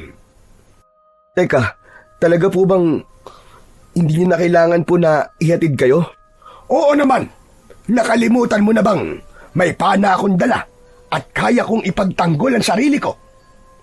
Pero kanina po, hindi nyo rin nagamit ang sandata nyo. Kagaya ko po natakot din po kayo sa kapre. Pasensya ka na sa ginawa ko kanina. Alam ko naman kasing magtatagumpay ka mag-iingat ka, Dolpo. Sa gitna ng kagubatan na malapit sa kanilang bahay, naghiwalay ng tinaak na daan sina Lolo Gordon at Dolfo. Papunta sa kani-kanilang bahay. Habang naglalakad, ay isinilid sa bulsa ni Dolfo ang hawak niyang liyabe kasama ang kanyang agimat na ngipin ng kapre. Hindi mawala sa isip niya ang muka ng kanyang amang si Mang Lucas. Kung paano niya ito haharapin at kakausapin. Baka hindi niya mapigilan ang kanyang sarili at makapagsalita na naman siya ng masakit dito. Maya-maya pa ay natanaw niya ang kanyang amang naghihintay sa pintuan ng kanilang bahay. Katabi nito, si Aling Merced na kanyang ina. Tila pinipigilan ng kanyang ina na pagalitan siya ni Mang Lucas. Ngunit hindi pa rin ito nakapagpigil at bago pa man tuluyang makapasok ng bahay ay nasuntok na naman siya ng kanyang ama sa kanyang muka. Kaya napailing ang kanyang muka sa direksyong kinatatayuan ng naluluwa niyang ina. Lintik ka talaga! Umuwi ka pang hayop ka? 4:00 na ng madaling araw Sabihin mo nga, nagre-rebelde ka ba ha? Sumagot ka, Dolpo! Kinakausap kita! Sa halip na sumagot, ay diretsyong pumasok sa loob ng bahay si Dolpo. Kaya naman, mas lalong namula sa galit ang kanyang ama. Kaya't pinigilan na ito ni Aling Merced. Sinalubong ni Dolpo ang matalim na tingin sa kanya ni Mang Lucas. Magsalita ka! Bakit hindi ka magsalita? Lalabang ka na ba, Adolfo? Matigas na ba ang buto mo? Kaya ka nagkakaganyan? Isang matalim na tingin ang isinukli ni Dolpo para sa kanyang ama. Tuluyan na ngang hindi napigilan ni Dolpo ang kanyang sarili at napalakas din ang kanyang boses habang direktang nakatingin sa mga mata ng kanyang ama. Talaga po bang gusto niyo ako magsalita, Tay? Talaga po bang handa niyong marinig ang mga sasabihin ko sa inyo? Ano bang pinagsasasabi mo? Buong buhay ko. Buong buhay ko, Tay. Wala akong ibang hinangad kundi ang marinig sa inyo na ipinagmamalaki niyo ako. Na ang bawat gagawin ko ay tama para sa inyo, Tay. Pero kanina lang po, nawala ang lahat ng paghanga ko sa inyo. Bigla ako nanliit sa sarili ko. Nasabi ko na lang po sa sarili kong, tama pala ang sinabi sa inyo ni Raul. Na wala kayong kwentang, Kapitan. Abatang hayop na to ah! Sige po! Sige! Isuntok niyo ulit sa mukha ko ang kamao niyo. Hindi po ba't diyan naman kayo magaling eh? Ang suntukin ako, ang pagbuhatan ako ng kamay, ang saktan ako ng paulit-ulit. Tama na, Tay. Tama na. Hindi niyo dapat ginagamit ang tapang niyo sa akin. Gamitin niyo ang tapang niyo sa pagharap niyo ng problema. Huwag kayong magtago. Harapin niyo ang problema, Tay. Ano bang ibig mo sabihin, Adolfo? Ano bang ibig mo sabihin sa nawala ang paghanga mo sa akin? Sabihin mo nga! Wala akong kailangan sabihin sa inyo, Tay. Dahil alam niyo sa sarili niyo kung anong ibig ko sabihin. Ibinaba ni Mang Lucas ang nakakuyom nitong kamao na tangkasa ng isusuntok sa kanyang muka. Kasunod ng pagbaba ng tingin nito sa maruming damit ni Dolfo, lumayo ang kanyang ina nang masiguro nitong hindi na siya sasaktan ng kanyang ama. Tila ba naintindihan ni Man Lucas kung ano ang ibig niyang sabihin. Kaya't umalis ito sa kanyang harapan at lumabas ng bahay. Kaya naman, nagkaroon ng pagkakataon ng kanyang ina para punasan ng dugo sa labi ni Dolfo. Sinabi nitong pagpasensya niya ang ugali ng kanyang ama. Ngunit madalas namang ginagawa ni Man Lucas ang pananakit nito sa kanya, lalo na kapag tungkol sa kapatid nito ang pinag-uusapan. Hindi ko po habang buhay na mapagpapasensyaan si Tatay, Nay. Papasok na po ako sa loob ng kwarto ko, Nay. Si Tatay na lamang po ang asikasuhin niyo. Tumango ng malungkot si Aling Merced bilang tugon sa pakiusap ni Dolfo. Masakit din naman para kay Dolfo ang mapagsalitaan niya nang masakit ang kanyang ama. Kaya't mabigat ang hakbang nang pumasok siya sa kanyang silid. Nagpalit muna siya ng damit bago kinuha ang ngipin ng kapre sa kanyang bulsa at sinimulang gawing kwintas gamit ang tali na nakatabi sa lumang aparador niya. Nang matapos si Dolfo sa kanyang ginagawa, ay saka lamang siya nahiga sa kanyang katre. Dala ng matinding pagod at pananakit ng kanyang katawan, hindi niya na namalayan kung paano siyang nakatulog. Kinabukasan ay maagang nagising si Dolfo. Hindi na niya naabutan si Mang Lucas dahil maaga itong pumasok sa barangay. Nalaman na lamang niya sa kanyang ina na doon nagpalipas ng gabi ang kanyang ama. Buong araw siyang hindi lumabas ng bahay dahil pinaghahandaan niya na ang pinaplanong gagawin niya mamayang gabi. Sisimulan niya na ang pagroronda ng gabing siya lang mag-isa. Saktong hindi rin umuwi ang kanyang ama dahil masama pa rin ang loob nito sa kanyang ginawa. Dinalhan lang ito ng kanyang ina ng pagkain, kaya naman malaya niyang maisa sa katuparan ang kanyang mga binabalak. Inihanda niya ang kanyang liyabe, saka nagmamadaling pumunta sa kagubatan. Mabuti na lang at maliwanag ang sikat ng buwan. Malinaw niyang naaaninaw ang daan. Bumalik si Dolfo sa lugar kung saan napatay si Daniel. Doon siya nagtago, umakyat sa puno upang makita niya ng maayos ang buong kagubatan. Hindi nagtagal ay natanaw niya ang mga nagrorondang tanod ng kanyang ama. Bumalik ang mga ito sa pinagbagsakan lupa ni Daniel. Sa tapat mismo ng punong inakyat ni Dolfo ay narinig niyang nagsalita ang kanyang amang si Man Lucas. Fernando, Sa palagay ko, alam na ng anak ko ang nangyari kagabi. Kitang-kita ko na may alam siya tungkol sa aswang na bangkilan. Sumagot si Mang Fernando, kasabay ng paglinga nito sa paligid. Sinabi nito na hindi na nila maitatago ang katotohanan sa mga tao, lalo na sa mga pamilya ng mga tanod na naulila ng dahil sa kanilang ginagawa. Hindi na pumapayag ang pamilya na hindi mabibigyan ng maayos na libing ang kanilang mga kaanak. Parang nararamdaman ni Dolpo ang kirot sa puso nang marinig ang sinabing yun ni Mang Fernando. Kung nakita ni Dolpo ang ginagawa natin, natitiyak kong iniisip niyang masama akong ama. Nang magtalo kami, alam ko may gusto siyang sabihin sa akin. Nararamdaman kong hindi na kami magkakaayos ng anak ko. Ipinaliwanag ni Mang Fernando na ganun daw talaga ang mga anak. Kapag hindi nasusunod ng gusto, sumasama ang loob at hindi na nakikinig sa magulang.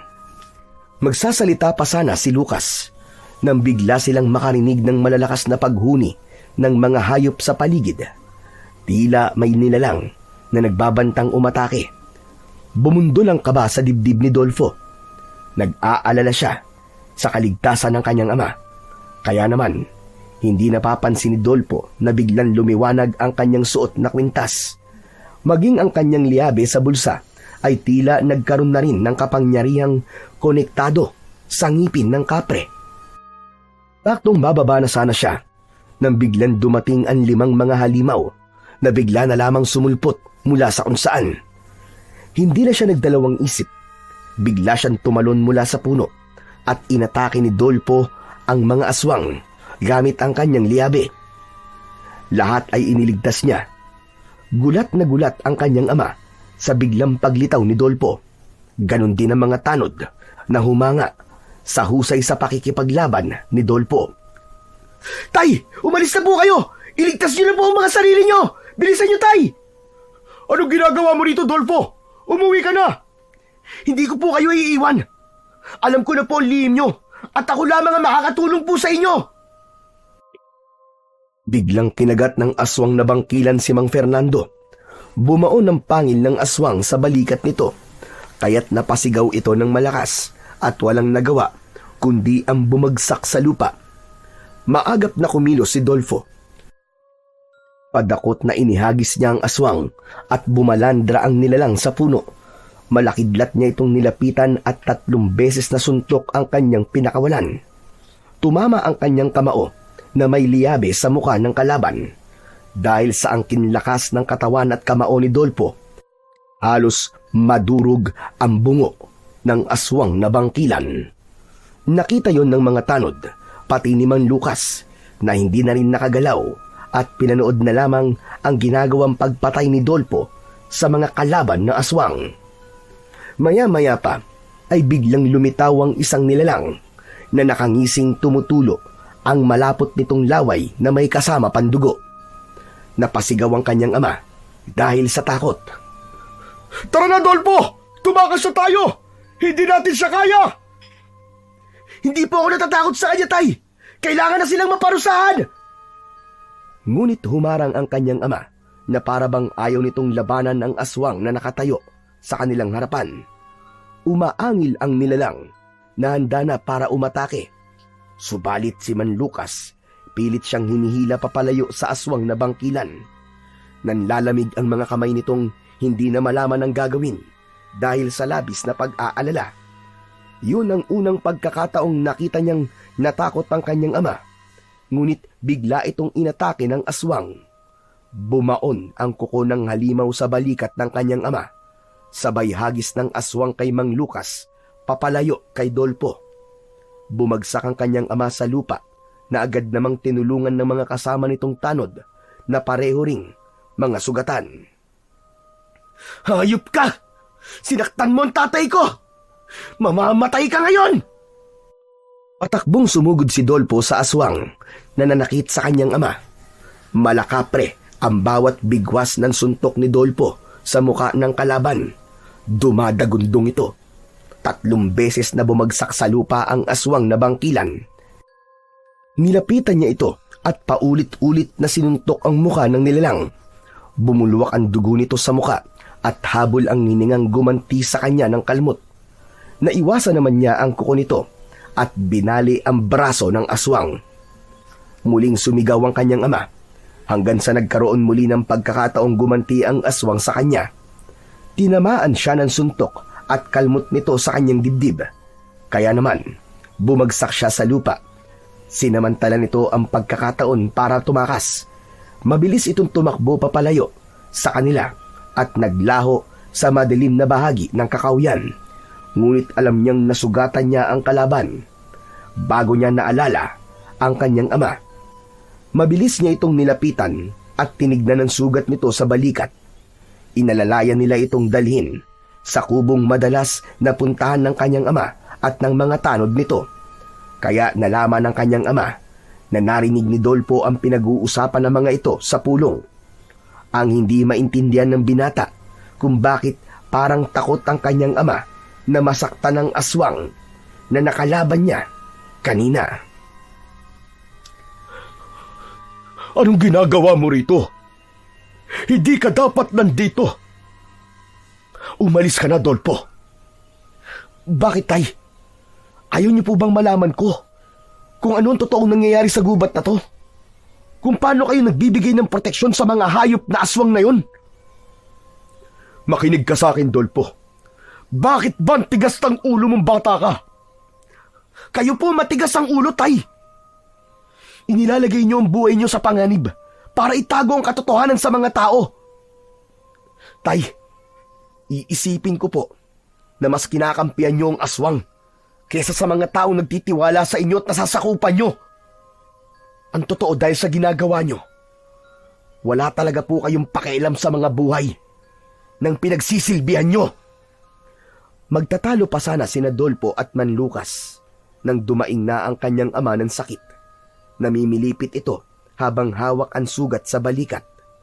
Kaya naman, nagkagulo ang mga tanod sa paghahanda ng maigagamot sa kanyang ama.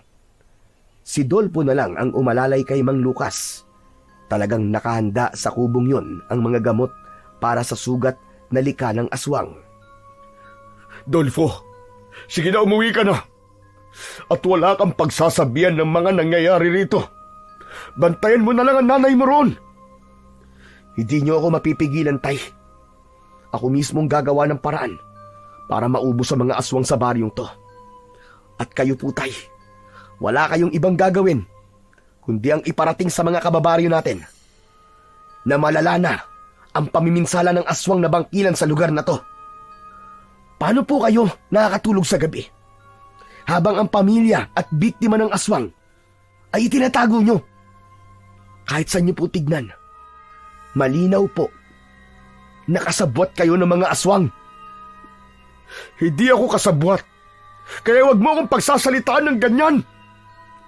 At ano pong tawag nyo sa ginagawa nyo, Tay? Si Mang Fernando. Kahit siya, hindi na po niya nagugustuhan ng ginagawa nyo. Pero dahil kayo po ang pinuno ng barangay na to, mataas pa rin ang pagpapahalaga niya sa inyo. At yun po sana ang panghawakan nyo, Tay. Suklian nyo po ang pagbibigay ng respeto nila sa inyo. At huwag po kayong duwag. Manindigan kayo.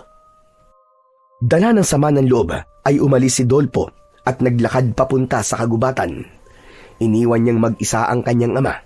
Hahanapin niya ang bahay ni Lolo Gordon at doon muna pansamantalang magpapalipas ng gabi. Ngunit sa pagsapit niya sa gitna ng kagubatan, nakita niyang nakatayo ang isang nilalang na nakalaban niya kanina. Humihingal itong umaagos ang dugo sa muka. Nanggaling pa yon sa sugat mula sa suntok ni Dolfo. Talagang matapang kang hayop ka, at gusto mo nang mamatay, ha? Ngumisi ang aswang habang unti-unting humahakbang papalapit sa kanyang kinaroroonan. Bumangis ang anyo nito na tila ba nag-aapoy sa galit. Bigla itong umatake kay Dolpo habang mabangis na umaangil. Iwinasiwas nito ang kamay gamit ang kukong mahaba. Saka naman umatake ng ganti si Dolpo gamit ang kanyang liyabe. Sa pagtalon niya ng mataas, tinamaan niya ito ng suntok sa muka. Kitang-kita ng aswang ang malakas na liwanag sa kamao ni Dolfo. Kaya sa takot ay napaatras ito at tangkasa ng tatakas, ngunit maagap na nakatalon ng mataas si Dolfo. Naharangan niya ang tumatakas na halimaw at magkakasunod na pagbayo ng kanyang kamao ang ginawa niya sa dibdib nito, pati na sa muka at sa tiyan ng halimaw. Bumagsak ito sa lupa habang nangihina, umaangil dahil sa labis na sakit. Hayop ka! Marami na kayong pinatay! Hindi araw-araw ay piyesta para sa inyo. Dahil ako na ang puputol sa mga sungay nyo! Mga demonyo kayo! Iniangat ni Dolfo ang kanyang braso sa ere at buong lakas niyang isinuntok ang kanyang kamao na may liabe, padiin sa muka ng kalaban. Dalawang magkakasunod na suntok sa muka ang ginawa niya, kaya't bumaon sa lupa ang ulo nito dahil sa malakas na puwersa ng kamao ni Dolfo. Kasunod ng pagkikisay ng katawan ng aswang na bangkilan, hanggang sa malusaw ito ng liwanag na nanggagaling sa kanyang kamao. Nang mawala sa kanyang paningin ang nilalang, sa kanya ipinagpatuloy ang kanyang paglalakad papunta sa kanilang bahay. Hindi na niya itinuloy ang pagpunta sa bahay ni Lolo Gordon. Hindi niya maipaliwanag ang lungkot nang mapatay niya ang aswang na tila ba may ibig sabihin ang pag-angil nito, lalo na ang paghawak ng aswang sa kanyang braso. Tila ba may isang tao siyang naalala. Pagkalipas ng ilang minutong paglalakad, ay narating niya ang kanilang bahay, habang hawak ang palawit ng kwintas at ang liabe sa kanyang kamao. Pagpasok niya sa kanyang silid, ay nagpalit siya ng kanyang damit. Dumiretso siya ng higa sa kanyang katre. Itinabi niya sa ilalim ng unan ang kanyang liabe at kwintas. Saka nahulog sa malalim na pag-iisip, habang nakatingin sa bubong ng kanyang kwarto. Inabukasan ay nagulantang si Dolfo sa kanyang pagkakahiga nang biglang pumasok sa kanyang kwarto ang galit na si Mang Puroy. Kinuwelyuan siya nito sa damit habang paulit-ulit siyang pinagsusuntok sa muka. Wala itong pakialam kahit saan tamaan si Dolfo, maging ang kanyang inang umaawat dito ay itinulak ng galit na si Mang Puroy. Hayop ka! Papatayin kitang animal ka! Papatayin kita! Sandali po! Bitiwan niyo po ang damit ko! Ano bang problema niyo sa akin? Problema? Ito ang magiging problema mo, lintik ka! Paulit-ulit na sinuntok si Dolfo ni Mang Puroy. Bawat pagbagsak niya sa saig na kawayan ay nilalapitan siya nito at panayan suntok sa iba't ibang parte ng kanyang katawan. Kaya hindi siya nakakagalaw, ni hindi siya makaganti. Nagulat siya sa biglang pagwawala ng kanyang tiyuhin. Wala siyang natatandaan na may ginawa siyang masama para saktan at bugbugin siya nito. Maya-maya pa ay biglang dumating ang kanyang amang si Man Lucas. Pinigilan nito ang nagwawalang kapatid. Kuya, ano ba yan? Kuya, tama na! Huwag mong saktan ang anak ko! Tama na! Sa halip na makinig, ay ito naman ang binalingan at binugbog ng kanyang tiyuhin. Dinuro nito ang muka ni Mang Lucas, kaya kahit nangihina ay bumangon si Dolfo. Sinugod niya si Mang Puroy at paulit-ulit niya rin sinuntok ang muka nito. Ayos lang! Nabugbugin mo ko! Kahit hindi naman ikaw ang nagpapakain sa akin. Pero ang sakta ng tatay ko sa harap ko. Kahit nakapatid ka pa ni tatay, hindi ako magtitimpe para palampasin to, tandaan mo yan! Gumanti ng suntok si Mang Puroy sa nakatayong si Dolfo at sa muling pagbagsak ng binata sa saig ay isinunod nito ang nakatayo rin si Mang Lucas. Bumagsak sa saig si Mang Lucas at lumapit si Mang Puroy sa kanila na parang nagbabanta ang mga tingin.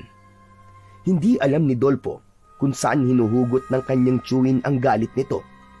Nanginginig ang labi nito na kulang na lang ay kainin sila ng buhay ng kanyang tiyo Puroy. Ito ang tatandaan kong mag-ama. Humanda kayo dahil papatayin ko kayo! Papatayin ko kayo! Bakit ba nagkakaganyan ka, ha, Puroy? Anong kasalanan namin sa'yo? Wala kang karapatang magtanong, Lucas. Basta't papatayin ko ang anak mo. Tandaan mo yan! Yun lang ang sinabi ni Mang Puroy at lumabas na kagad ito ng silid ni Dolfo. Saka lang naalala ng binata ang kanyang ina. Nawalan ito ng malay sa lakas ng pagkakauntog nito sa dingding. Mabuti na lamang at nagising din ito nang alalayan ito ni Man Lucas. Inihiga na muna ng kanyang ama si Aling Merced bago nagsalita si Man Lucas. Bakas sa mukha nito ang matinding takot. Anak, sige na. Mag-impake ka na ng gamit mo. Aalis tayo. Napakunot ang noo ni Dolfo. Hindi siya makapaniwala sa sinabi ng kanyang ama. Ano, tay? Saan naman po tayo pupunta? Huwag ka ng maraming tanong. Kaya ka nasasaktan eh. Dahil ganyan ka. Bakit hindi po ako magtatanong? Ganyan ang reaksyon nyo. Hindi ko kayo maintindihan, tay. Kung bakit kayo nagkakaganyan. Ano bang meron po sa kapatid nyong yun? At ganyan na lamang ang takot nyo sa kanya. Anak, nakikiusap ako sa'yo. Ako ang nakikiusap sa inyo, tay. Dahil hindi ko po naiintindihan ang sinasabi nyo. Hindi po ako natatakot sa banta ni Tio. Hindi mo naiintindihan, anak eh. Huwag po kayong ganyan, tay. Kayo ang kapitan ng baryong ito. At huwag kayong magpapakita ng takot sa kanya. Mamayang umaga, ipapaalam ko sa lahat na may aswang na bangkilan sa baryo. Anak, sabihin mo, may ginawa ka ba kagabi? May napatay ka bang aswang kagabi, anak? Bakit po, tay?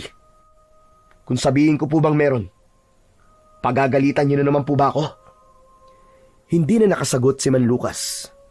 Agad itong napasalampak ng upo sa saig habang nanginginig ang mga kamay. Hindi ito makatingin sa kanya at malilikot ang mga mata na tila nahihirapang mag-isip. Bumundol ang kaba sa dibdib ni Dolfo.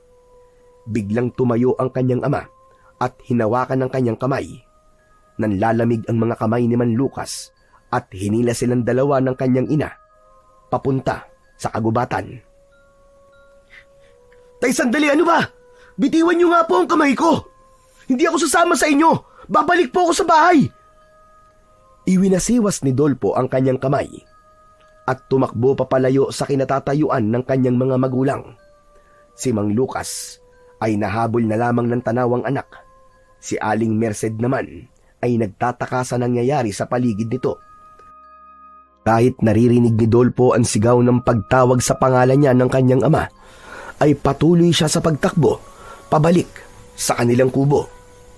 Dumiretso siya sa kanyang kwarto at kinuha niya ang kanyang liabe, maging ang kanyang agimat sa ilalim ng kanyang unan. Hinintay niyang bumalik ang kanyang ama at ina. Galit na galit itong pinagsabihan siya. Subalit, wala nang makakapigil sa kanya. Pagsapit ng gabi, narinig ni Dolfo ang ingay sa labas ng kanilang bahay.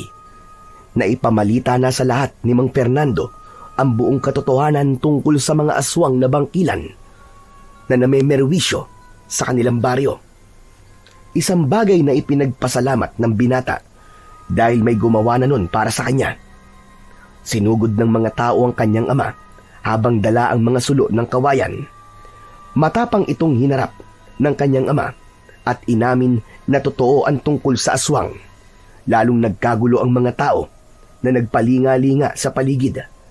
Bakas sa mukha ng mga ito ang takot at pag-aalala. Ngunit natigilan silang lahat sa biglang pagdating ng 100 nilalang na kanina lamang ay pinag-uusapan pa nila. Nakatayo ang mga ito sa kanilang harapan, isang mahabang linya na tila mga hayok sa laman ng tao. Ngayon, ay alam na ninyo ang tungkol sa lahi namin. Kailangan na namin kayong patahimikin. Magsitago kayo! Iligtas niyo ang mga sarili niyo, dali! Wala ka nang magagawa sa pagkakataong ito dahil uubusin ko kayong lahat. Hindi na ako magtitimpi sa inyo. Sinagad nyo na ang pasensya ko! Tila hindi pinansin ng mga tao ang sinabi ng pinakapinuno ng aswang.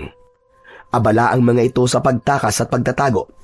Ang iba namang mga kalalakihan ay kumuha ng kani-kanilang mga sandata sa kanilang bahay at sumama sa pagharap ni Dolpo at Manlukas sa mga kalaban. Kasunod ng pagsenyas ng mga aswang ang pagsugod naman ng mga alagad nito ng sabay-sabay. Dahil sa malakas na puwersa ng kalaban, hindi nagawang mailigtas lahat ni Dolpo ang mga kababaryo. Kaya naman, hinarap niya ang pinuno ng aswang habang umaangil itong mapupula ang mga mata. Nakangising, nakalitaw pa ang malalagari nitong mga ngipin. Nakadipa ang braso at kitang-kita ni Dolfo ang mahahaba nitong mga kuko. Makintab din ang kulay itim nitong balat na nakadagdag sa mas nakakatakot nitong itsura. Sige, patayin lahat ang kumampi sa walang kwenta niyong kapitan. Pinatay niyo ang anak ko, kaya magbabayad kayong lahat. Kuya! Itigil mo na to! Nakikiusap ako sa'yo! Tama na! Ano, Tay? Kuya? Anong ibig sabihin nito, Tay? Dolfo, siya ang tiyo mo. At napatay mo si Raul ng gabing sinalakay nila tayo sa gubat. Siya si Kuya Puroy. Ano? Pero paano nangyari to, Tay? Ngayong alam mo na, Dolfo, kung bakit kita papatayin. Huwag ka nang lumaban para mabayaran mo ang pagkamatay ng anak ko si Raul. Buhay ang kinuha mo sa akin, kaya buhay rin ang magiging kapalit. Biglang pinanghinaan ng loob si Dolpo. Paano niyang lalabanan ang kapatid ng kanyang ama? Ngunit nang makita niya ang mga tao na sugatang nakahiga sa lupa at nakakalat ang mga sulo, bigla siyang natauhan. Kaya siguro pinoprotektahan ng kanyang ama ang mga aswang ay dahil alam na nito sa simula pa lamang na ang aswang ay si Mang Puroy at Raul. Kaya bumangon ng galit sa kanyang dibdib at sa kanyang amang, si Mang Lukas. Kung hindi ko kayo maaaring saktan, pipigilan ko na lamang kayo sa paggasik nyo ng lagim. Hindi mo na ako mapipigilan. Buhay ng anak ko ang kinuha mo, kaya buhay mo rin ang magiging kabayaran. Sa gitna ng kanilang bakuran, nagsalpukan ang dalawang nilalang na makapangyarihan, kuko laban sa liyabe. Bawat pagbitaw ng suntok ni Dolfo ay naiiwasan yun ni Mang Puroy. Saktong pagganti nito ay tinamaan ng kalmot sa dibdib si Dolfo. Bumagsak siya ng pasadsad sa lupa hanggang sa paanan ng kanyang amang natitigilan. Ni hindi ito makagalaw dahil sa labis na takot. Isang bagay na mas lalong nagpahirap sa kalooban ni Dolfo. Hindi siya makapaniwalang naduwag si Manlukas na lumaban para sa kanyang nasasakupan. Muling umatake ang mga aswang sa gawi ng mga tao. Napuno ng ingay ang buong paligid. Ang mga alikabok ay sumama sa hangin dahil sa komosyon ng pakikipaglaban ng tao para sa kanilang mga buhay. Bumagsak ang mga tao sa lupa habang sugatan at napapalibutan ng mga alagad ni Mang Puroy. Natigilan ang lahat sa pagdagundong ng malakas na yabag ng paa. Nagmumulayon sa kakawyan at halos manlaki ang mga mata ng lahat ng tao, pati ng mga aswang. Nang mula sa kakawyan ay lumitaw ang isang kapre. Walang iba kundi si Barok. Dala ang tabako nito na nagbabaga pa. Ginamit niya yung sandata para ihampas sa katawan ng mga aswang na naghahari-harian sa baryo. Bawat dampot at paghagupit ng tabako ni Barok ay isa-isang tumitilampsik ang mga aswang. Sabay-sabay na bumangon ang mga kalalakihang sugatan at inabangan ang pagbagsak ng kalaban, saka pinagtutulungan ng mga ito na patayin gamit ang itak at 2x2. Hindi maaari. Paano naging kakampi nyo ang kapre? Ito na ang katapusan nyo! Katapusan na ng pamiminsala nyo sa baryong to! Ang 100 alagad ni Mang Puroy ay unti-unting nalagas. Idagdag pa ang pagdating ni Lolo Gordon na panay ang pakawala ng palaso sa ere. Bawat bitaw ni Lolo Gordon sa hawak nitong pana ay isa-isang bumubulagta ang mga bangkilan sa lupa habang nagkikikisay ang katawan at bumubula ang bibig. Ano ba tinitingin-tingin mo, Dolpo? Patayin mo na ang pinuno! Wag! Wag, anak! Kapatid ko siya! Kaya't nakikiusap ako sa'yo! Hindi kanya kapatid! At kahit kailan, hindi ka itinuring na kapatid ni Puroy! Kaya magising ka na sa katotohanan, Lucas! Hindi mo kadugo ang halimaw na yan! Mabuti naman at sinabi mo na rin sa wakas, tanda. Papatayin ko rin naman kayo. Kaya mabuti nang malaman ng kapatid kong Hilaw na ako ang pumatay sa mga magulang niya.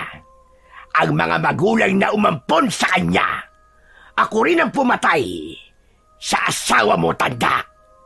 Naghihiganti ako dahil ako lang ang ginawang aswang ng mga magulang naming Hilaw. Ano? Anong ibig mo sabihin, kuya?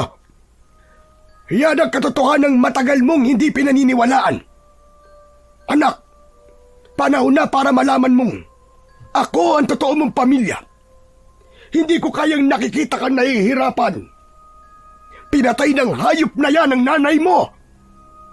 Teka, Diyos ko, paano nangyari to? Lolo Gordon?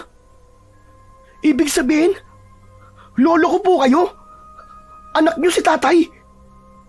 Huwag na kayong magdrama dahil papatayin ko na kayo. Heto na ang katapusan niyong lahat. Sa muling pagsugod ni Mang Puroy, si Dolpo na ang humarap sa kanyang kalaban. Si Mang Lucas, dala ng galit ay sumali na rin ito sa pakikipaglaban sa mga natitirang aswang na bangkilan. Habang si Barok naman na kapre ay patuloy sa pagputol sa mga katawan ng nahuhuling mga aswang.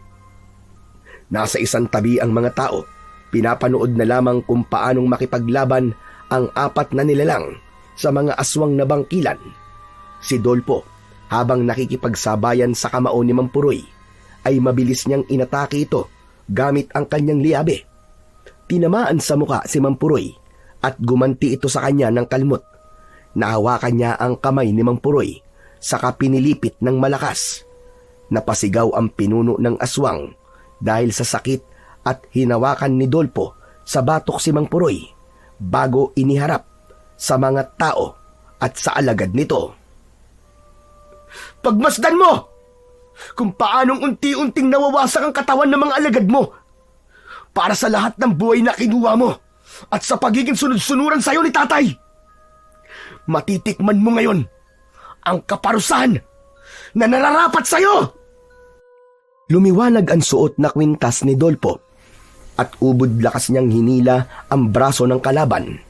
Nabunot niya ang kamay nito kaya't napasigaw ito sa labis na sakit. Tumigil ang natitirang alagad ni Mang Puroy at ipinakita ni Dolpo sa mga ito kung paano niyang isa-isang binunot ang braso at mga paa nito hanggang sa matira na lamang ay ang katawan nito at ulo. Bumagsak ito sa lupa at nagkikikisay sa sobrang sakit. Kasabay ng pagtirik ng mga mata nito, binalingan ni Dolfo ang kanyang mga kababaryo na umiiyak dahil sa galit. Isa-isang nagpakita ang mga nagtatagong mga tao. Saka siya malakas na sumigaw. Mga kababayan, patawarin niyo po si tatay sa lahat po ng pagkakamaling nagawa niya. Biktima lang po siya ng pagmamahal sa kanyang kapatid.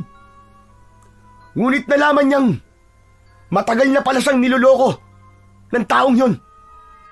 Yun ay walang iba kundi si Mang Puroy, ang ama ni Raul, na madalas kumukuha sa inyo ng lagay. Sila pala ang mga aswang na pumapatay dito.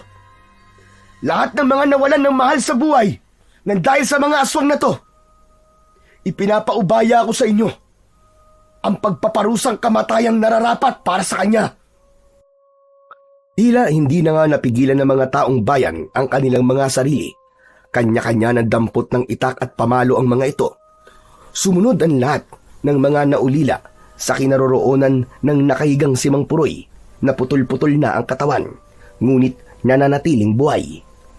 Buong tapang na pinagmasdan ni Dolpo kung paanong durugin ng mga tao ang katawan ni Mang Puroy, hanggang sa malagutan na ito ng hininga, bago pasalampak na naupo sa lupa si Man Lucas at nakatingin sa katawan ng kapatid. Nagkalat ang dugo nito sa lupa. Alam kong matagal mo nang alaman tungkol sa akin. Nilayuan kita dahil kinasusuklaman mo ko sa pagkamatay ng nanay mo. Pero Lucas, anak, nang makita ko mga pinagagagawa mo, nasaktan talaga ako ng labis. Bakit ka umantong sa ganon? Bakit naging sunod-sunuran ka sa aswang mong kapatid? Bakit niyo po ako inayaang mabuhay sa piling ng ibang tao? Nang muli kayo nagpakita, ang buong akala ko ay hindi niyo na ako kailangan. Akala ko po ay niloloko lamang ninyo ako. Naging duwag ako at hindi naniwala sa inyo. Naging mabuting kapatid sa akin noon si Kuya Puroy at hindi ko akalaing aabot sa ganito ang kasamaan niya. Nakahanda po kong panagutan ang mga pagkakamali ko. Si Lolo Gordon po. Siya ang totoo nating pamilya, tay. Ang totoong pamilya mo. Kaya wag na po kayo malungkot. Dahil ang kamatayan lang po ni Tiyo Puroy ang paraan para matigil ng pagpatay ng mga aswang sa mga tao. Patawarin niyo rin po ko, tay, sa lahat po ng mga nasabi ko sa inyo. Wala kang kasalanan, anak. Ipinagmamalaki kita sa lahat na hindi ka pumanig sa kasamaan at naging matapang sa pagharap sa mga aswang na may sariling paninindigan. Niyakap ni Dolfo ang nakaupong ama at inilalayan sa tabi ni Lolo Gordon. Nagyakap din ang mag-amang matagal nang nagkahiwalay, habang si Dolfo ay nilapitan ang nakatayong kapre na si Barok. Dumampot ito ng sulo at sinindihan ang baga ng tabako nito na namatay. Habang ang mga tao ay tahimik at magkakatabing nakatingin lang sa kapre. Bakas ang takot sa mga mata ng mga tao, ngunit dahil sa pagtulong sa kanila ni Barok, nagawa nilang talunin ang maraming aswang na bangkilan. Kaya lang, may kasalanan pa rin siya sa kapre. Nagsimulang humithit ng tabako ang kapre habang nakatingin sa nagkalat na katawan ng mga aswang sa lupa. Halos matakluban ng makapal na usok ng tabako ang muka ni Barok bago ito ngumisi sa kanya. Nakatingin ito sa suot na kwintas ni Dolpo at ng liyabe na nasa kamay ng binata. Kaibigang kapre, Barok, maraming salamat sa tulong mo, Ayos ka. Ako ang dapat na magpasalamat sa iyo, Dolfo. Gumawa ka ng kabutihan at matapang mong nilabanan ng mga aswang na bangkilan. Ipinamulat mo sa akin ang aking kapabayaan. Kaya naman, nang dahil sa sinabi mo, natuto akong lumaban.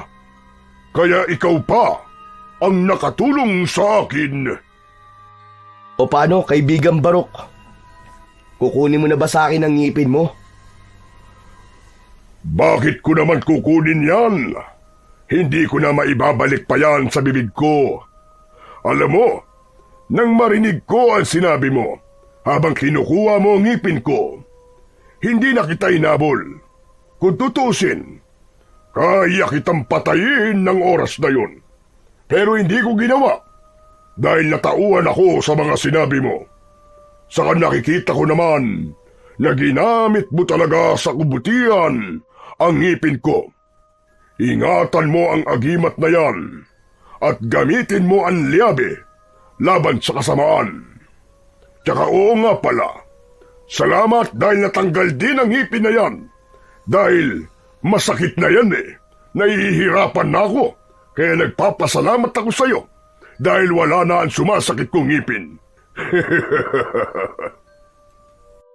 Palabiro ka rin pala, Barok. Pero Barok, seryoso, maraming salamat. Ayos na ayos ka.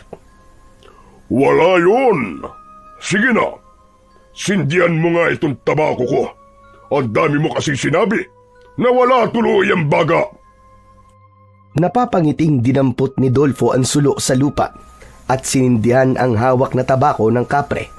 Nagpapasalamat ito sa kahinaplos ang kanyang ulo. Barok, saan ka ba bumibili ng tabako? Ginagawa ko lang ito. Paraan ko lang ito para magmukha ako nakakatakot sa mga mata ng mga taong walang tigil sa pangangaso sa kagubatan. Bali sa akin iniatang ang responsibilidad para bantayan ang gubat. O paano? Aalis na ako, kaibigan Dolfo. Lahat ay natuwa sa pagpapaalam ng kapring si Barok. Naintindihan ng mga tao na may mga nilalang na nagbabantay talaga sa kalikasan. Isang tagpong hinding-hindi makakalimutan ng mga taong nakakasaksi sa kapre.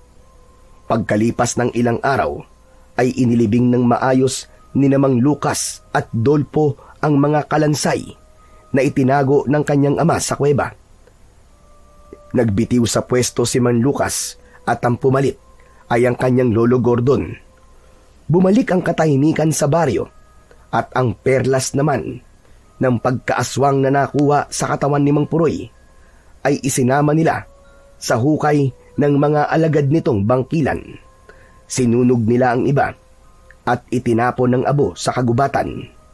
Magmula rin ng araw na yon ay magkasama na ang mag-amang sina Gordon at Mang Lucas sa iisang bubong.